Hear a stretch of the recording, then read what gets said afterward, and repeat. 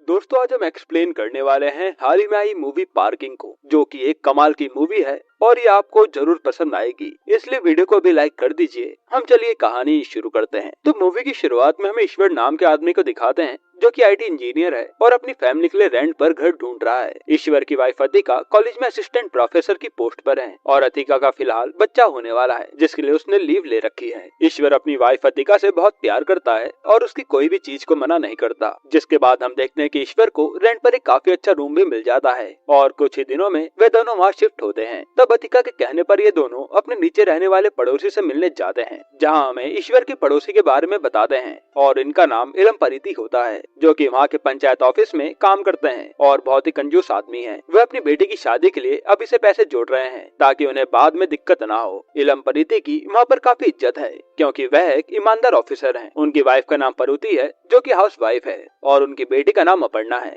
जो कि इंजीनियरिंग कर रही है। परुति और अतिका आपस में बात करते हैं तो हमें पता चलता है कि ईश्वर और अतिका ने भागकर कोर्ट मैरिज की है और ईश्वर का ऑफिस पास में है, इसलिए उन्होंने यहाँ पर रूम रेंट पर लिया है। अपने पड़ोसी से मिलने के बाद ये दोनों अपने घर जाकर सारा सामान सेट करते हैं। तब ईश्वर अतिका से बोलता है कि उसके परिवार वाले भी जल्दी मान जाएंगे और उससे आकर जरूर मिलेंगे क्योंकि इन दोनों ने भागकर शादी की थी तो अवंतिका के परिवार वाले नाराज थे। इसके अगले दिन ईश्वर जब अपने ऑफिस काम के लिए निकलता है तब इलम परिति ईश्वर को बोलते हैं कि तुम्हारे पास टू व्हीलर नहीं है क्या। तब ईश्वर बताता है कि उसको ऑफिस से कार पिक और ड्रॉप करने आती है तो उसे जरूरत नहीं है। जिसके बाद ईश्वर वहाँ से चला जाता है। अब हमें इलम परिति के साले को दिखाते हैं जो अपने जीजा से मिलकर टॉयलेट बनाने का कॉन्ट्रैक्ट मांगता है, पर इलम परिति अपने साले को इग्नोर करके ऑफिस चले जाते हैं क्योंकि इलम परिति के साले का टेंडर अच्छा नहीं था और इलम परिति तो एकदम ईमानदार आदमी थे जिसके कुछ समय तक सब कुछ अच्छा चलता है और ईश्वर और उसके पड़ोसी इलम परिति आपस में हंसी खुशी रहते हैं। अब एक दिन ईश्वर अतिका को हॉस्पिटल चेकअप के लिए ले जाता है। तब उनको कैब नहीं मिलती और ईश्वर को अपनी वाइफ के साथ ऑटो में जाना पड़ता है। तब ईश्वर को काफी डर लगता है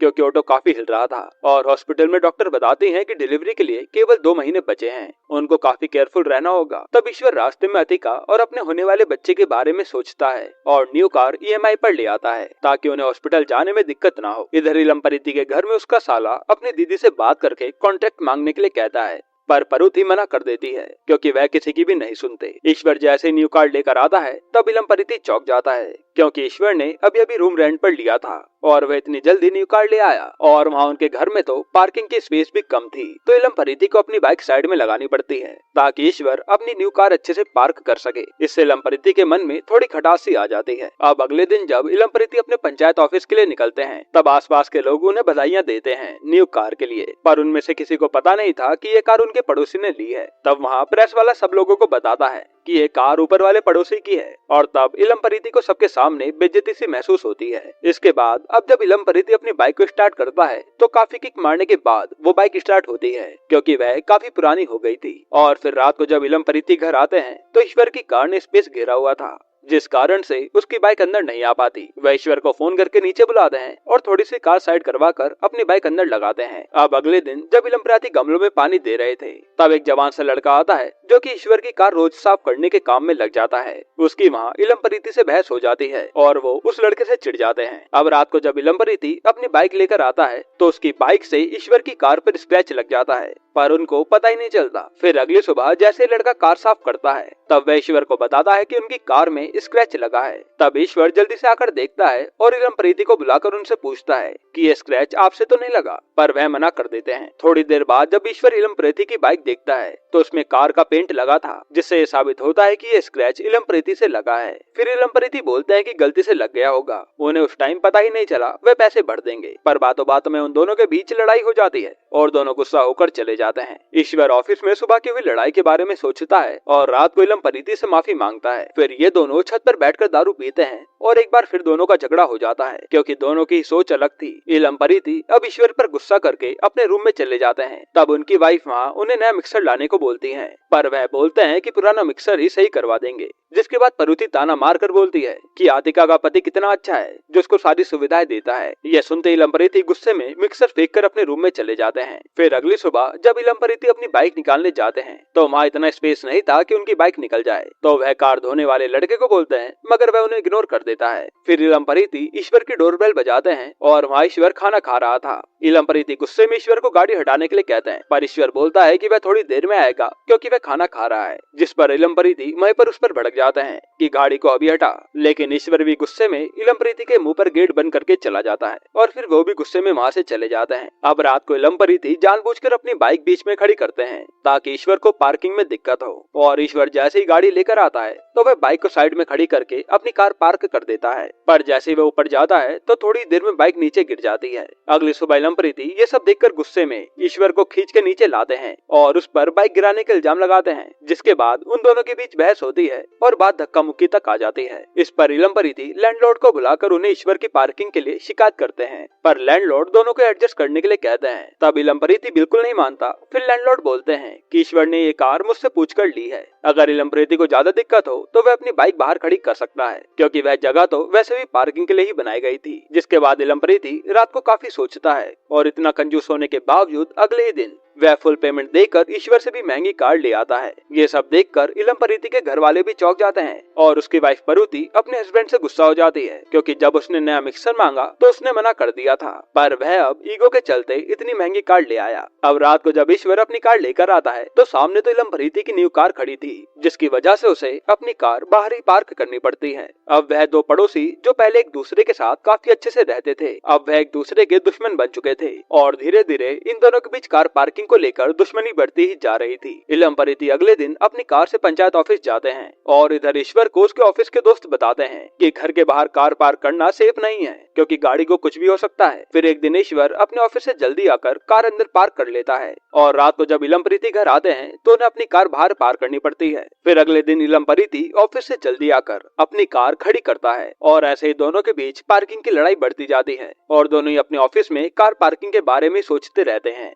तो इलमपरीति बाहर गाड़ी के अंदर बैठे थे ताकि ईश्वर के कार निकालते ही वे कार को अंदर पार्क कर पाएं। पर ईश्वर तो इलमपरीति को देखकर कार से ऑफिस जाता ही नहीं बल्कि वह कैब से ऑफिस निकल जाता है, जिस कारण इस बार भी इलमपरीति की गाड़ी बाहर ही रहती है। फिर हम देखते हैं कि ईश्वर अब अपनी गाड़ी को कहीं भी बाहर लेकर नहीं जा रहा है ताकि उसकी पार्किंग उससे ना छिन जाए। इलमपरीति भी अब काफी सोचता है और फिर घर की मोटर खराब कर देता है ताकि ईश्वर को उसकी गाड़ी निकालनी पड़े। अगले दिन मोटर सही करने वाला आदमी आता है तो ईश्वर को कार निकालनी पड़ती है क्योंकि मोटर गाड़ी के नीचे चैम्बर में ही थी। अब ईश्वर बाहर वेट करता है ताकि मोटर सही हो और वह अपनी कार अंदर खड़ी कर पाए, पर वह ऑफिस के लिए लेट हो रहा था, इसलिए ईश्वर गाड़ी से ऑफिस चला जाता है। अब इलमपरीति फटाफट मोटर सही करवा के अपनी कार अंदर पार्क करने वाले होते हैं, तब ईश्वर की गाड़ी जल्दी से आती है और वह सीधा घर के अंदर पार्क हो जाती है, जिस कारण से इलमपरीति का एक्सीडेंट होते होते बचता है। अब इलमपरीति गुस्से में एक मोटा सा पत्थर उठाकर ईश्वर की गाड़ी का शीशा तोड़ देते हैं। तब इन दोनों के बीच लड़ाई शुरू हो जाती है और वहीं के लोग इन दोनों को शांत कराते हैं। इलमपरीति अब ईश्वर की वाइफ और उसके बारे में गलत सलत बोलते हैं, जिस कारण ईश्वर इलमपरीति के गुस्से में एक चाटा मार देता है और वो नीचे जमीन पर गिर जाते हैं, जिससे उनकी लुंगी भी खुल जाती है। इससे इलमपरीति को सब लोगों के सामने काफी बेइज्जती फील होती है। फिर हम देखते हैं कि लैंडलॉर्ड अब आतिका को फोन करके घर खाली करने के लिए कहते हैं क्योंकि लैंडलॉर्ड से इलमपरीति ने शिकायत की थी, पर आतिका लैंडलॉर्ड से सॉरी बोलकर आखिरी चांस मांग लेती है। फिर आतिका ईश्वर को नया रूम रेंट पर ढूंढने के लिए कहती है, पर ईश्वर गुस्से में ऑफिस चला जाता है। यहाँ ऑफिस में ईश्वर के बॉस भी उस पर काफी चिल्लाते हैं क्योंकि वह काफी छुट्टी ले रहा था और वह इम्पोर्टेंट मीटिंग में भी नहीं आया था। इधर इलमपरीति अब अपने साले के साथ मिलकर ईश्वर की पुलिस स्टेशन में कंप्लेन करने जाते हैं क्योंकि इलमपरीति को किसी भी हाल में उसकी बेइज्जती का बदला लेना था। अब रात को जब ईश्वर घर पहुंचता है तो वह शांत हो गया था और वह अपनी बीवी से माफी मांगकर नया घर ढूंढने के लिए कहता है, पर तभी पुलिस वाले ईश्वर के घर आकर उसे पकड़कर ले जाते हैं और फिर हमें पुलिस स्टेशन में पता चलता है कि इलमपरीति और उसके साले ने मिलकर ईश्वर की झूठी कंप्लेन कर दी थी कि ईश्वर ने उसकी बेटी की इज्जत लूटने की कोशिश की है, जिसके लिए अपर्णा भी हाँ कर देती है क्योंकि उसके पापा ने उसे इमोशनली ब्लैकमेल किया था कि अगर वह हाँ नहीं करेगी तो वह अपनी जान दे देंगे। अब पुलिस वाले ईश्वर को जेल के अंदर डाल देते हैं। इधर अब इलमपरीति के घर में अपर्णा की माँ उसको खूब डांटती है कि उसने अपने पापा के कहने पर ये झूठी गवाही क्यों दी। तब अपर्णा को भी अपनी गलती का एहसास होता है। यहाँ आतिका अब ईश्वर के दोस्त बालाजी और उसकी वाइफ के साथ पुलिस स्टेशन जाती है। तब पुलिस वाला आतिका की हालत देखकर बोलता है कि तुम इलमपरीति से माफी मांगो, अगर उन्होंने केस वापस ले लिया तो उसका पति छूट जाएगा। आतिका भी अब इलमपरीति के घर जाकर उनसे काफी रिक्वेस्ट करती है कि वह केस वापस ले लें, पर इलमपरीति मना कर देते हैं और उल्टा उन तीनों को वहाँ से भगा देता है। अब ये सब होने से इलमपरीति तो काफी खुश था, पर अपर्णा को काफी गिल्ट फील हो रहा था कि उसने गलत किया है। अगली सुबह अपर्णा पुलिस स्टेशन जाकर अपना केस वापस ले लेती है और ईश्वर वापस घर आ जाता है, जिसको देखकर इलमप्रीति अपनी बेटी पर गुस्सा करता है कि उसने केस वापस क्यों लिया। पर अपर्णा अपने पापा को सुनाकर वहाँ से चली जाती है। तब वहाँ इलमप्रीति का साला ईश्वर के घर के बाहर अनाप शनाप बोलने लगता है और ईश्वर जाकर उसके सर पर कांच का गिलास फोड़ देता है। तब ईश्वर और इलमप्रीति के साले के बीच काफी लड़ाई होती है और ईश्वर उसे और उसके आदमी को खूब मारता है। तब लैंडलॉर्ड वहाँ आता है और ईश्वर को उसका घर खाली करने के लिए कहता है, क्योंकि उसकी वजह से उसके घर में पुलिस आई थी और इससे ईश्वर की पब्लिक के सामने भी नाक कट गई थी कि उसने इलमप्रीति की बेटी अपर्णा के साथ जबरदस्ती की है। अब ईश्वर को देखकर ऐसा लगता है कि वह थोड़ा साइको होता जा रहा है। अब अगली सुबह इलमप्रीति देखता है कि कार पार्किंग खाली है और वह सोचता है कि उसकी जीत हो गई। फिर इलमप्रीति अपनी कार से ऑफिस चला जाता है। तब हम देखते हैं कि ईश्वर भी इलमप्रीति का पीछा ही कर रहा है, मतलब कि उसके दिमाग में कुछ तो चल रहा है। अब अगले दिन इलमप्रीति आते के पास जाकर माफी मांगता है कि उसने उसके पति के साथ गलत किया है और उसे अपनी बेटी का इस्तेमाल नहीं करना चाहिए था, इसलिए आप यहाँ से चले जाओ, तभी मामला शांत हो पाएगा। इस सीन को देखकर ऐसा लगता है कि इलमप्रीति को उसकी गलती का एहसास हो गया है। अब इलमप्रीति अपने ऑफिस जाता है, जहाँ ईश्वर इलमप्रीति के कैबिन में आकर बात करता है और वहाँ दोनों के बीच बहस हो जाती है, जिससे ईश्वर वहाँ से चला जाता है। तब इलमप्रीति को शक होता है कि ईश्वर उनके ऑफिस में क्यों आया था और जैसे वह चेक करता है तो डस्टबिन में काफी सारे पैसों का लिफाफा पड़ा था। तब इलमप्रीति हड़बड़ा जाता है और उन पैसों को लेकर जाने लगता है। तभी वहाँ पर ऑफिसर की कार आती है और इलमप्रीति फटाफट अपने कैबिन में जाकर पैसे छिपा देता है। तब वहाँ पर ऑफिसर पूरा डिपार्टमेंट छानते हैं, पर उन्हें कुछ भी नहीं मिलता। असल में इलमप्रीति ने सारे पैसे फैन के ऊपर छिपाए थे और लाइट जाने के कारण फैन ऑफ था।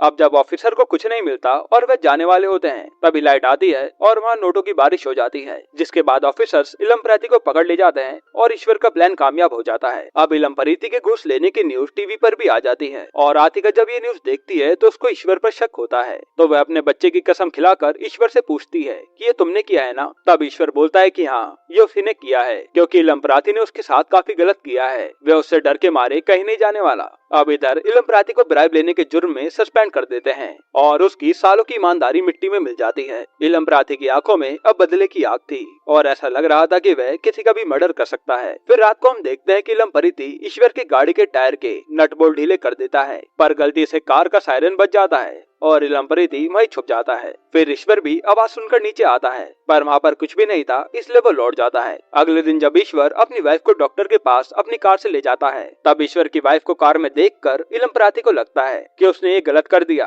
पर वह कुछ भी नहीं बोलता और शांत बैठ जाता है। इधर ईश्वर की कार का टायर रास्ते में ही निकल जाता है और उसकी वाइफ और वह मरते मरते बचते हैं। हॉस्पिटल में डॉक्टर आतिका का चेकअप करके बोलती है कि उनका बच्चा सेफ है। वहीं कार इंश्योरेंस वाला बताता है कि कार का टायर निकलने से उनका एक्सीडेंट हुआ है। ईश्वर को अब याद आता है कि रात को उसकी कार का सायरन बजा था, मतलब ये सारा काम इलमप्रीति ने किया है। ईश्वर अब गुस्से में आकर घर जाता है और बेड से इलमप्रीति की पूरी गाड़ी तोड़ देता है। फिर वो कहता है कि मेरी वाइफ प्रेग्नेंट है, तुझमें इंसानियत है भी कि नहीं? तूने मेरी गाड़ी के पेच ढीले करके मुझे और मेरी बीवी को मारने की कोशिश की। ये सब कहने के बाद ईश्वर वहाँ से चला जाता है और अब ये सच इलमप्रीति की फैमिली को भी पता चल गया था, जिसके बाद उसकी बीवी और बेटी से लड़ाई हो जाती है और वो दोनों घर छोड़ के चले जाते हैं। यानी कि अब इलमप्रीति अपने घर में अकेला पड़ गया था। ईश्वर भी अब अपने दोस्त के यहाँ नया फ्लैट देख लेता है ताकि उसकी वाइफ और वह खुश रह पाएं। अब एक रात को खूब बारिश होती है, तब आतिका खिड़की बंद करते हुए काफी जोर से गिर जाती है और ईश्वर बारिश में भीगकर सीधा इलमप्रीति के घर जाता है। तब इलमप्रीति और ईश्वर की आपस में बहस होती है और इलमप्रीति गुस्से में आकर ईश्वर के सर पर कांच की बोतल मार देते हैं, जिससे ईश्वर बेहोश हो जाता है। फिर इलमप्रीति ईश्वर की बॉडी को खिसकाकर किचन में ले जा रहा होता है। तब ईश्वर की वाइफ का फोन आता है, जिससे इलमप्रीति को पता चलता है कि ईश्वर की वाइफ गिर गई है और उसकी डिलीवरी होने वाली है। ये सुनते इलमप्रीति फटाफट ऊपर जाता है और ईश्वर की वाइफ को घायल देखकर वापस लौट आता है। वहीं आतिका भी बेहोश हो जाती है। इस सीन को देखकर ऐसा लगता है कि इलमप्रीति काफी जालिम आदमी है, जो ऐसे समय में भी उसकी मदद नहीं कर रहा। अब इलमप्रीति जैसे ही अपने कमरे में जाता है, तब वहाँ से ईश्वर गायब था और ईश्वर इलमप्रीति को जान से मारने का मन बना लेता है। अब उन दोनों के बीच काफी लड़ाई होती है, पर ईश्वर इलमप्रीति पर हावी होकर उसके सर पर हथौड़ा मार देता है, जिस कारण से इलमप्रीति बेहोश हो जाता है। फिर ईश्वर इलमप्रीति को जान से मारने के लिए गैस ऑन करता है और माइक्रोवेव में फोन रखकर गेट में ताला लगाकर चाबी फेंक देता है ताकि धमाके से इलमप्रीति मारा जाए। अब ईश्वर ऊपर जाकर देखता है तो वहाँ पर आतिका नहीं थी और सिर्फ ब्लड पड़ा था। तब ईश्वर भागकर अपनी वाइफ को फोन करता है और उसे पता चलता है कि उसकी वाइफ हॉस्पिटल में है और उसका बच्चा हुआ है। अब हमें फ्लैशबैक दिखाते हैं कि इलमपरीति ने आतिका को हॉस्पिटल छोड़ा था। अब ये सारी बात ईश्वर को भी पता चल जाती है और वह इलमपरीति को बचाने जाता है, पर उसने तो उसके घर में ताला लगाकर चाबी कहीं फेंक दी थी और वो गेट अब नहीं खुलता। ईश्वर को अब पछतावा होता है कि उसने ये क्या कर दिया और वहाँ कुछ ही समय में ब्लास्ट होने वाला होता है। तब ईश्वर जाकर पावर ऑफ कर देता है, जिस कारण से माइक्रोवेव ऑफ हो जाता है और इलमपरीति की जान बच जाती है। अब हॉस्पिटल में ईश्वर अपने बच्चे के पास था और इलमपरीति की जान भी बच गई थी। तब ईश्वर इलमपरीति को जाकर सॉरी बोलता है और कहता है कि उसको एडजस्ट करना चाहिए था। तब इलमपरीति भी उससे माफी मांगता है कि एक छोटी सी पार्किंग के चक्कर में इन दोनों ने इतना सब कुछ कर दिया। जिसके बाद ईश्वर अपनी वाइफ के पास चला जाता है। अब लास्ट में हम देखते हैं कि इन दोनों किराएदार ने अपना घर खाली कर दिया है और ब्रोकर उसी घर को किसी और आदमी को दिखाता है, पर उसकी कंडीशन ये थी कि किराएदार के पास कार नहीं होनी चाहिए। जिसके बाद ये मूवी यहीं पर एंड होती है। दोस्तों, आपको ये मूवी कैसी लगी हमें कमेंट में जरूर बताना, क्योंकि ये मूवी बाकी मूवियों से काफी अलग थी। और अगला एक्सप्लेनेशन आपको कौन सी मूवी पर चाहिए वो भी कमेंट कर देना। बाकी अगर आपको हाल ही में आई एक कमाल की मूवी देखनी है तो आप ये वीडियो देख लीजिए।